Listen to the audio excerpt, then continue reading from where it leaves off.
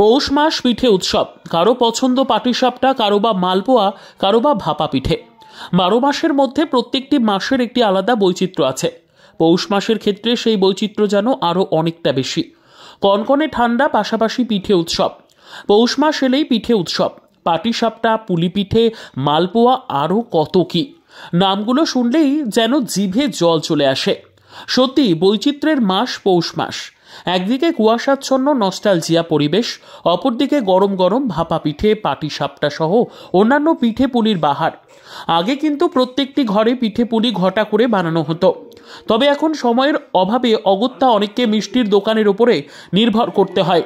মিষ্টির দোকানগুলিতে পৌষ মাসে পাটিসাপটা, পিঠে সহ বিভিন্ন উপকরণগুলি বিক্রি হয়, আর যেগুলো কিনতে মানুষের ভিড় লক্ষ্য করা যায়। শিলিগুড়ির হায়দারপাড়া বাজারে একজন ভদ্রমহিলার রাস্তার পাশেই দোকান।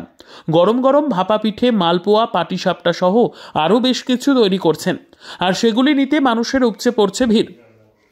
পিঠে পুলি দেখলেই যেন মনে হয় সারা বছর ধরে অপেক্ষা, পৌষ মাস এলেই যেন তার সার্থকতা পূর্ণ হয়। কি কি পিঠা আছে এখানে? মালপোয়ার কত দাম? 5 টাকা। একটু জোরে বলেন। 5 টাকা। আর পাটিসাপটা? 20 টাকা। আর ভাপা পিঠা? 10 টাকা। 10 টাকা। কেমন বিক্রি হচ্ছে? ভালোই হয়েছে।